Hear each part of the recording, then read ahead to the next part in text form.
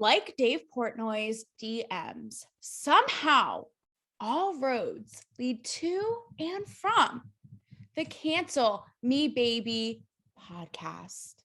And like the late great, may he rest in peace, Notorious B.I.G. once recited. If you don't know, now you know, or you will know after this episode. By the way, welcome to the 100th episode of Cancel Me Baby. 100, baby. I mean, well, I've done some bonus episodes, so it's basically 100, give or take. But either way, it is going to be the centennial moment of your lifetime, bitch, because we are going to be talking about the only other thing everyone and their mom is discussing this weekend, besides Aaron Rodgers' back sermon that he delivered yesterday on Friday. We are going to be talking about this Business Insider kind of wannabe expose on Barstool Sports founder Dave Portnoy, trying to get him for sexual misconduct. Remember those roads that I was talking about? Yeah, I know. Your jock strap is going to explode to the other side of the universe, okay? Your jaw is going to fall on the floor because I have met, yes, and interacted on a professional level with both entities, both Dave Portnoy and Business Insider in like the last year and a half. Yeah, I know. So what happened? And I'm going to tell you my personal stories first before we really get into this and say the things that everybody is thinking, but no one is saying as per usual. Okay. And I'm going to tell you these personal stories first, because I think that it gives insight and my personal, lens into this sitch. Okay. So you would think, so now, given that this piece is up in Business Insider, the entire internet, well, not all of it, but most of it, the mainstream media, yada, yada, is hopping on Dave Portnoy's dick, and not in a good way. And you would think, given my interaction with him, that I would be leading this brigade. And I would be like, you know what? Fuck this guy. By all means, let the Salem witch trials commence. Because here's why. About a year and a half ago, I met with Dave Portnoy, and believe it or not, he gave up the chance to have all this and a bag of chips on Barstool. Now, I know. I pitched him my show, but it was before it was full on Cancel Me Baby. It was when I was still in the weeds of red carpet reporting. So it was an earlier iteration of the show. So I'm not going to say, the door wasn't closed. He didn't say no. He kind of ghosted. He pulled a Houdini. I don't know where he went, but either way, like I said, in the moment, he passed this up. And you would think I would be like, where is the nail on the coffin of this guy? Fuck this shit. But lo and behold, I'm not, because all of this, which I'm going to lay out today, is bananas, is what we actually need to be talking about. Oh, and by the way, with that said, though, your move, Dave Portnoy. Your move. Okay. And as for Business Insider, these people were knocking on my door not too long ago, back in June. Because if you remember, those who listen to my show know that I wrote an opinion piece and the whole Chrissy Teigen controversy went down. I was like, I am no stranger to this sitch, because I had called out Chrissy for her Twitter bullying, bitch, 5 years ago when I was a writer at VH1. And what happened? I wrote it in a piece. She then took to Twitter to come after my peasantry ass. She was not fond of the article. And what happened? But VH1 caved and took her side. So I walked away. But my bigger message was, now in hindsight, now seeing all this going down, I still don't want the bitch canceled, because what does that accomplish? Cancel culture is toxic as shit. It doesn't accomplish anything. It goes round and round and nobody wins. So I don't even think this girl should be canceled. Like, let's talk it out, Chrissy. You know what I mean? And I also had a message in there going, how convenient, right? For all of these woke outlets to be the first in line to annihilate anybody who makes the smallest misstep in life. Yet you have Chrissy Teigen out here in broad daylight, basically telling women to go and off themselves, and they're going to treat her with kitty kid gloves because she's woke. Goes to show none of this makes sense. Okay. None of it makes sense and it is bogus. But Business Insider didn't want to run with my angle. No, they didn't. What did they want? They wanted a personal take. It might as well have been my diary. They wanted me to talk about how I felt. Was I crying into my journal? Was I doing a sound bath to get past this point in time? Was I able to get work again? Did I get strands of her hair and do a voodoo doll? And I was like, I am not trying to make it about this. So I turned it down. And I'm so glad I did, because the satisfaction, it ended up being published in USA Today in all of its glory, pretty much in exactly how I wrote it. So yeah, you can use your little Twitter fingers and go Google it. But I'm saying I am so glad that I turned that shit down.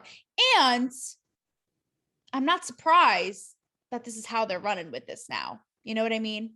I'm not surprised that they're making it so personal. So without further ado, if you are living under a boulder, my friend, here's what's going on. Business Insider, they published a piece on Friday, and it was mostly focused on two young girls who had gotten jiggy with it with Dave Portnoy, but they described the experience as violent, humiliating, all of these things, portraying him basically as this monster. And I will say there's an obvious slant in this piece, because the whole thing really throughout it, like planting seeds harder than farmer Trader Joe's throughout the entire piece, is talking about how Barstool is known for being misogynistic and racist and obic this and that and that and that and the other thing. And like Domino, oh my God, you can never imagine, right? So you're already thinking like, this writer, she's got an axe harder than Michael Myers, and she is ready to grind it. Okay, but what I'm saying is there is an obvious slant. But here is my thing, guys. Namely, with these two people who, quote unquote, speak out, both of them allegedly, okay, I'm going to add that allegedly, because right now it's very much he said, she said. But from what we're hearing, initiated such encounters. Okay. They consented, full on consented. Okay. We're going to dive into this. We're going to do a deeper dive like Michael Phelps could never. Okay. Which is something that we really need to talk about. Slid into his DMs, stayed, and all this and all this. And if you want to go out here and be like, oh my God, you are victim blaming and shaming, bitch, just wait. Okay. So let's first off start with the obvious. Let's get this like elephant out of the room, okay, and back into the circus, something that we're all thinking, which is this culture. Let's be honest. As Lil Wayne once said, let's be honest. I don't know why I'm quoting every iconic rapper today, but just go with it and flow with it and rhythm and flow, okay, with it. We are in this culture now where it is, and Dave Portnoy said this in a video he proceeded to do after, which good for him. Okay. He's like, I ain't listening to my lawyers for dick, which I think we need more of that. He's like, here's what actually happened. Okay. But we are in this culture where it is almost weaponized now. It is. The man is guilty until proven innocent, not the other way around. And think about, I've talked about this before with other mainstream guys, Army Hammer and all his cannibalism, allegedly, like whatever it is. Okay.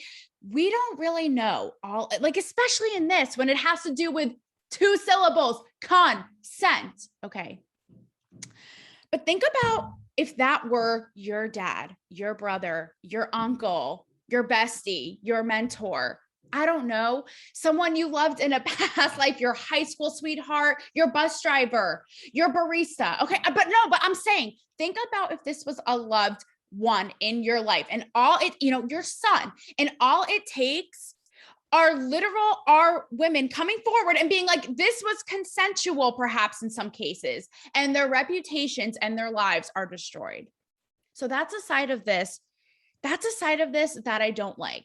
And before I go on, I'm going to say I read every comment under the sun on Dave Portnoy's response on both Instagram and Twitter, and I can wholeheartedly confirm to you the science and the data backs it up that Twitter is utter garbage trash, garbage pail. Okay.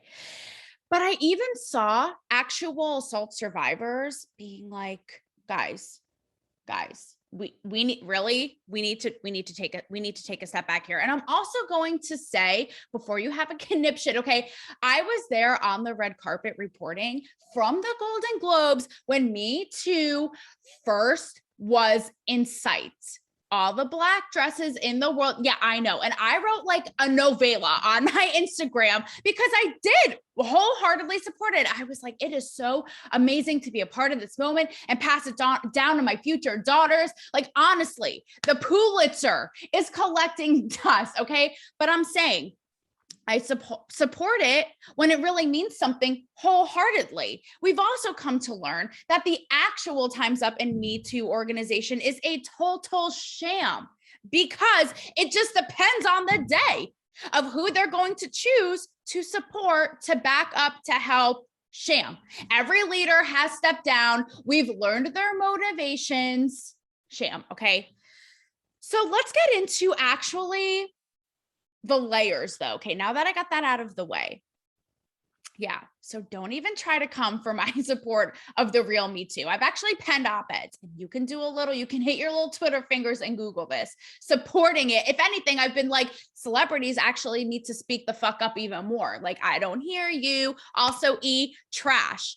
I don't know. You're wearing a black dress. I don't hear you saying one goddamn peep about it. Okay. So needless to say, I have been behind it really pretty hard.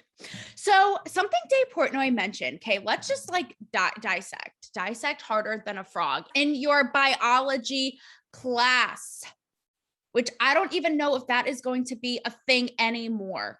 So hold on to the memories while you have them. Literally cherish your yearbooks of such things. Now, something that Dave Portnoy mentioned in his video is, is this because, am I being targeted right now? Because I have interviewed Trump. I've been on Tucker Carlson. Is this about politics? And right away, you may be like, yawn, boring. Like, really, the politics cop out. But I want us to really use your brains. Like, I think you can. And I know you can, guys. You can do it.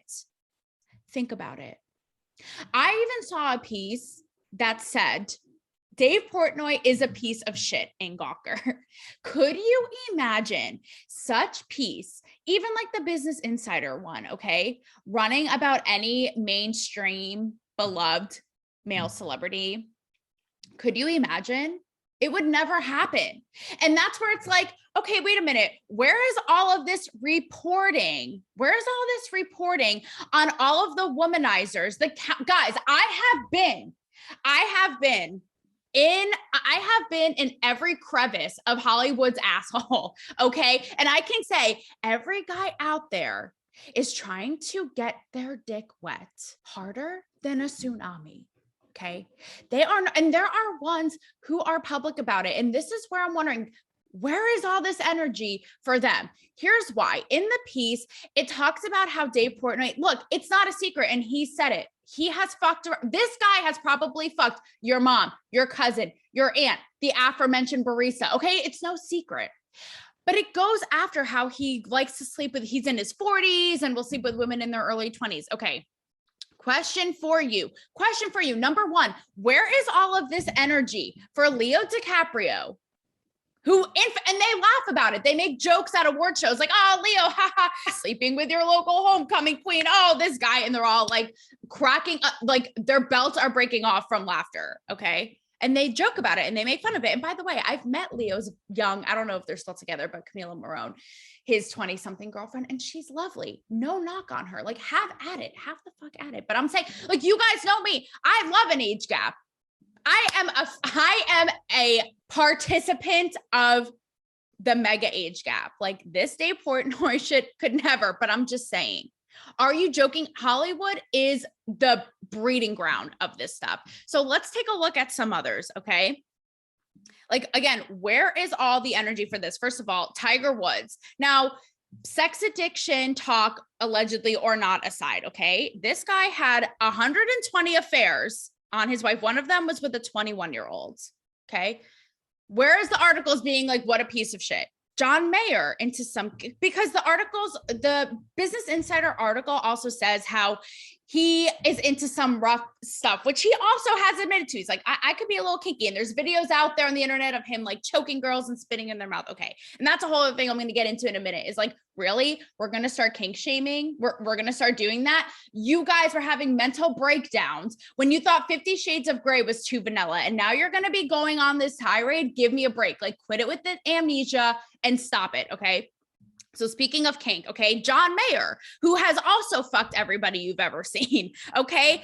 He talked about liking whipped cream, feathers, ice cubes, role play. Shall I go on? How about Colin Farrell, another Hollywood womanizer, okay? He has messed around and done the hibbity-jibbity with Britney, Lindsay, Paris, Angelina Jolie. It goes on and on and on, okay? Gene Simmons of Kiss has bragged, this guy, about boning over 4,000 women, guys. Is his dick still on? I don't know. Somebody go check, okay? Charlie Sheen is another one. And this one is also dicey because he has had some accusations of stuff, but I'm saying, like, I haven't seen any pieces like this. He has allegedly has had boned over 5,000 people. Some of them are adult film stars. But I'm saying, again, may or may not be dicey because he has also had, he's had some things against him, but even more the reason it's like, I'm not seeing it. I'm not seeing it. So you can't help but think, okay, is this a political thing? Because I'm not seeing this about any of these other people. Now, let's also, while we're on this topic, talk about the age difference, because this article loves pointing out the fact that Dave Portnoy, young girls in their 20s and like that. Are you joking me? Like that is such a big, that shit is celebrated so hard, harder than the Village People and YMCA. Okay, in Hollywood. Let's look at some of these age gaps that are again celebrated, okay? Sean Penn and his ass recently had an ex of 32-year difference, okay? Alec Baldwin, this guy, 26 years, okay, with Hillary from Boston. That's how big their difference is. I even saw an article that said this 26-year-old hottie is dating 65-year-old Dennis Quaid. Okay, like I said, applauding it. Zach Braff, 44, Florence Pugh, 23. Okay, I also saw them outside the Vanity Fair Oscar party, and it was hilarious. They were having a great time, and I will say, watching their interaction, age ain't nothing but a number, ho. Okay, David Foster and Catherine McPhee, these people are popping out kids and they have a 34-year difference, okay? And the tabloids have a shrine in their honor. So I'm saying now suddenly we're going to be like, oh, how disgusting and greedy. Again, you can't pick or choose. What is with us being so uptight when it comes to certain people? I remember interviewing Lance Bass of NSYNC and his husband, and we're on the red carpet talking about, he's like, in Gayville, age gaps are celebrated. It is like, good for you, honey. You pulled the young tail. Go for it. Okay. Why are we so uptight, but only sometimes when it comes to straight people about this? Makes no sense.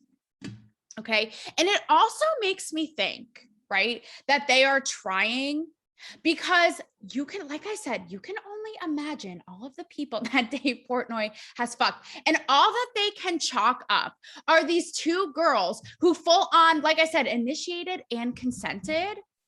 You have to be kidding me. Honestly, give me a break. And if you think about it, when it comes to all this kink stuff and younger people and all this stuff that's right outside of the box, if the roles were reversed, this shit, they would be having a party, right? They would be. Here are some examples of women, famous celebrity women who have come out about liking, kinky stuff. And again, shall I remind you about how your panties all dissipated when 50 Shades of Grey hit the theaters, okay? You guys hit that shit on Valentine's Day with your girlfriends harder than a cowboy in a rodeo. Like, give me a break. So here are some. Drew Barrymore, been said to like sex in public. Martha Stewart, Martha's a G, she's sex. Kristen Stewart likes armpit licking. Amber Rose. Here you go with Amber Rose, okay? And I really like what she did, by the way, with the slut walk. I covered it. I did a dildo toss there, had a good time, no regrets. She said, I like to take a really rich, powerful man and make him squirm like a little bitch. I get off on that, okay? And back to my queen, talk about being like shameless. Imagine if a dude said this. Just imagine. It would never go the other way, okay? Angelina Jolie my aforementioned queen, she has worn, like, she's in the blood stuff. I don't know if she is anymore, but do you remember when she and Billy Bob would wear vials of each other's blood out in public?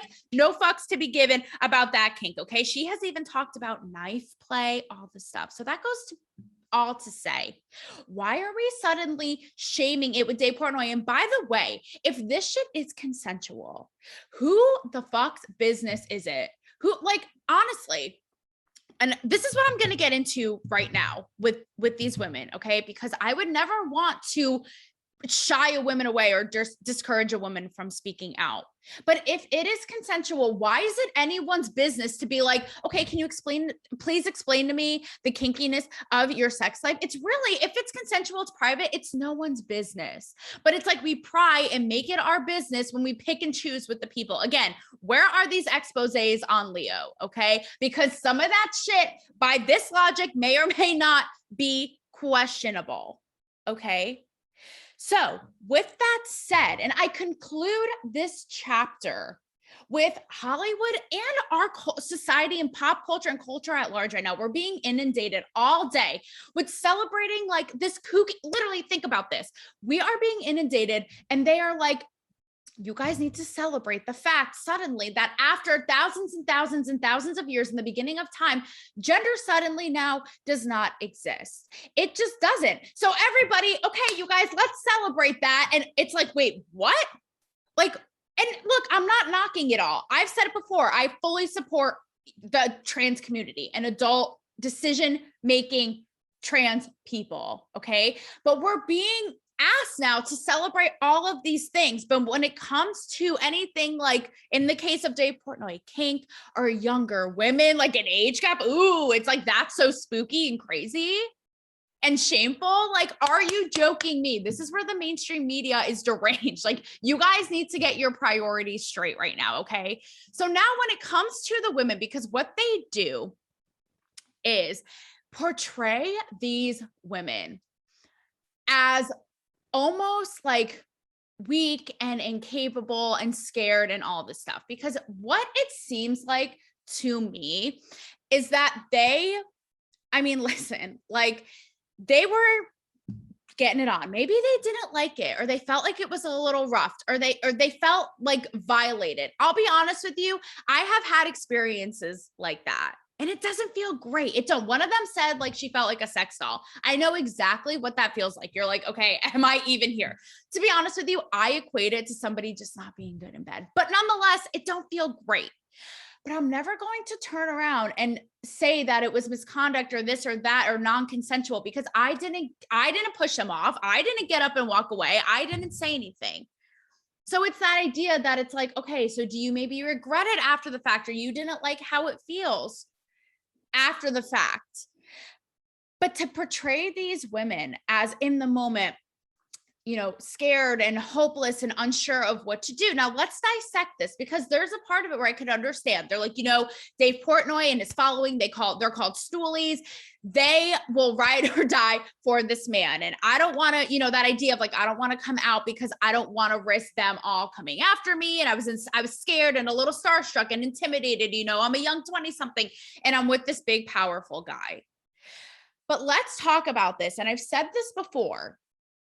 At some point, this has to be part of the conversation, you guys. And this is the idea of like the default. Like, I'm going to believe out of default. And in my mind, I'm like, believe what? They consented and they are the ones who slid into his DM. So it's like, at some point, we have to have the idea of where is there any personal responsibility or accountability, even if you don't like how things went. I'm sorry. You went in his DMs, you sexted with him, talked in some cases over the period of months, got on an airplane in first class, flew to Nantucket, walked inside of his house, slept with him, but then suddenly didn't have the wherewithal to be like, if you're not enjoying it, to be like, all right, dude, not a fan. I'm a head out. Like suddenly it just ends right there. Someone who talks about this is Pam Anderson, and she gets skewered, but it's true. When all the Weinstein stuff was going down, she said, I wouldn't be caught dead, I'm sorry, in a hotel room with Harvey Weinstein. And that's where I agree. It's like, listen, I'll see ya in broad daylight in the parking lot, okay, on the concierge desk in the lobby, but you're never going to get my ass to go with some high up sketchy Hollywood exec alone in a hotel room. And this is where it gets really gray and dicey, because this is where, though, we have to separate the people like the Dave Portnoys from the true monsters like the R. Kellys and the Harvey Weinsteins. Like, let's call it for what it is, okay? These like I said, monsters, right, who deserve to be in jail, abused their power, used their reach, their access, their influence, their money, their everything to literally force unwilling women, in R. Kelly's case, minors, to do sex acts that these people didn't want to do, or these men said, I will literally make sure you will never have a career a day in your life. I will decimate you. I will ruin you. That is a far cry. That is a far cry. And I can't even imagine what it would be like to be in that position. But we need, again, to be able to acknowledge, though, where is the accountability of being like, you know what? Not for me. As Pam Anderson said, she said something like, my mom raised me better. And she was like skewered. But where is there's a validity in that. I'm sorry, whether you like it or not. Like, this is insane. You know who actually talked about this and was a boss about it? Lo and behold, to no surprise, J-Lo. She talked about how she was in a fitting of some sort for a movie.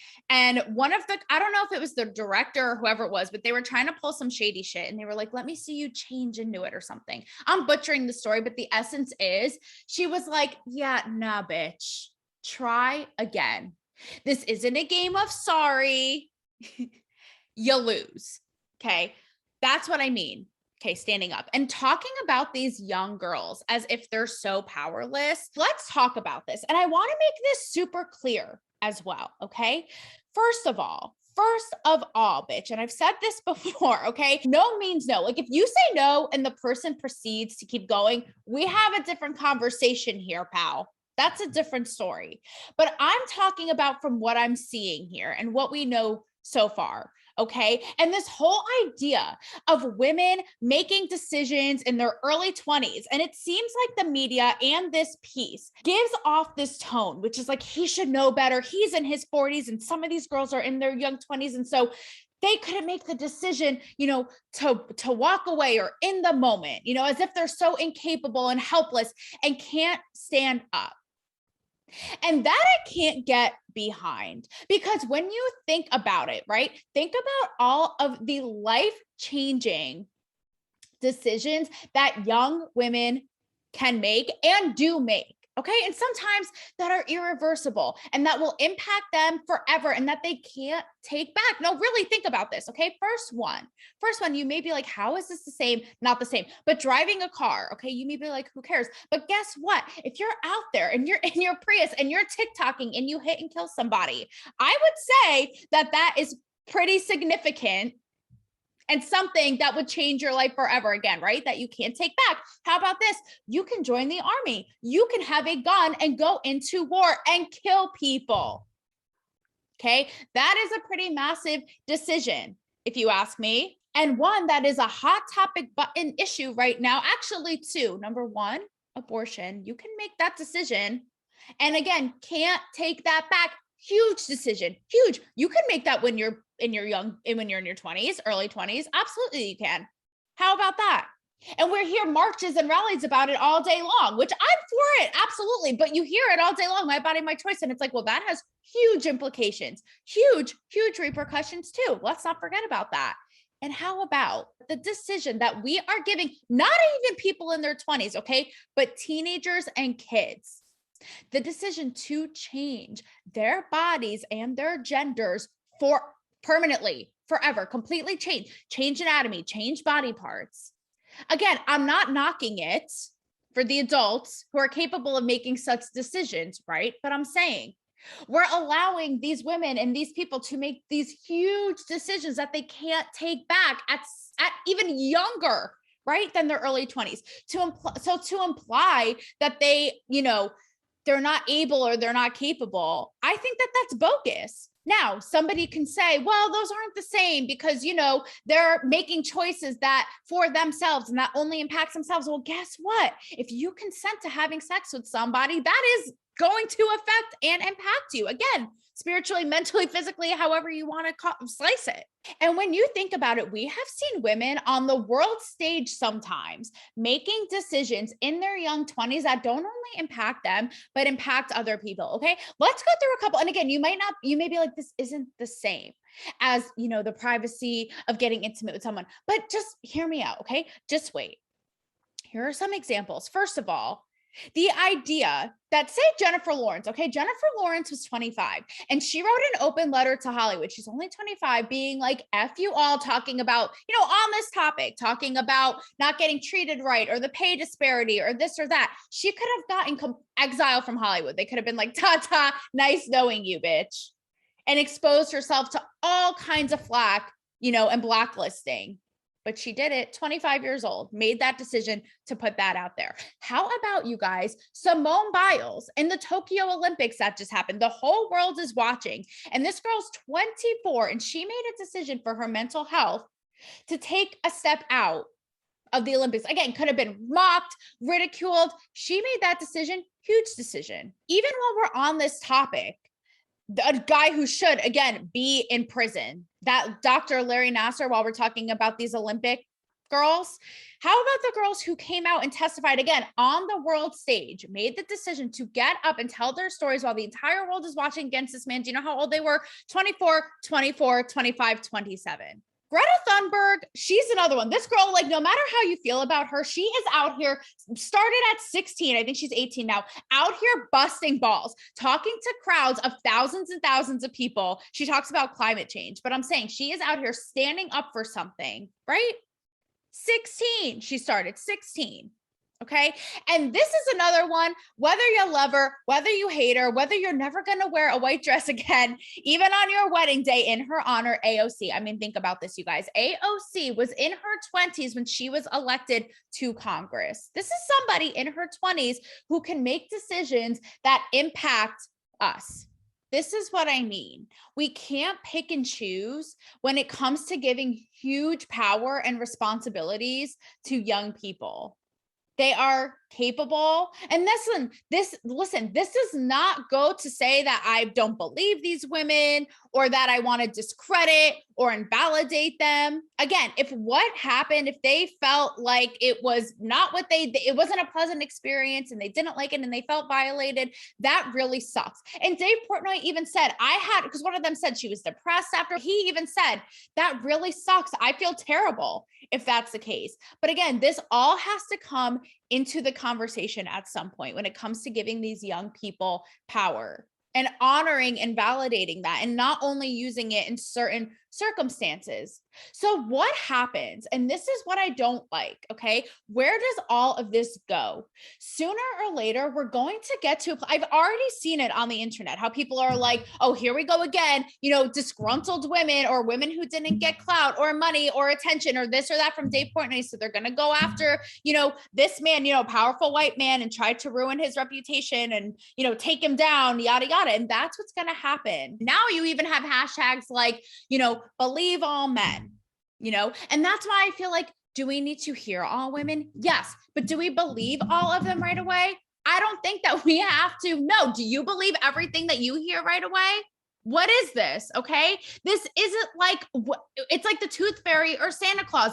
I think we're past that point. You don't believe everything you hear right away unless you are like 5. Okay. And I don't like this because you know what? I hate to say this, but we're going to get to a place where we're like, you know what? I've heard this story before, sister. Yeah. Now I'm not going to believe any women. And is that what we want? It's not what I want. And that's what I'm not okay with. What happens when there are real victims who, against their will, were forced to do something or drugged or molested or raped? I mean, the trauma of that, and they actually need help. What happens when it gets to a point when we're all are like, yep, don't believe you. Okay, move on. Heard the story before, next. That is what I'm not okay with, because this matters. It matters when you speak up about somebody or against somebody, and it could ruin everything for you. I mean, listen, I talked to R. Kelly survivors and I will never forget it. And they were so sincere and they were so genuine, saying, you know what, especially to the people in Hollywood. And I've said this too, use your platform and your resources and your outreach. Call these guys out and bring them down before they hurt more women. Use your voice, call people out. And they were so sincere about that because they said, you know what, it could help the little people like us. So what's it going to be? What is it going to be? Are we going to be scrambling and caving every single time? Even when it comes to consensual sex, are we going to be losing our marbles every single time somebody comes out with an experience or something that they didn't totally like? Because guess what? We're going to grow fatigue around it. And again, we're going to start to not believing women. And what happens when the people like the R. Kelly survivors need the attention that they deserve? And that is what I don't like. And that is what I cannot get behind. And with that said, in hindsight, I am so glad that my piece was not published in Business Insider. I can guarantee that is one account whose DMs I will not be sliding into.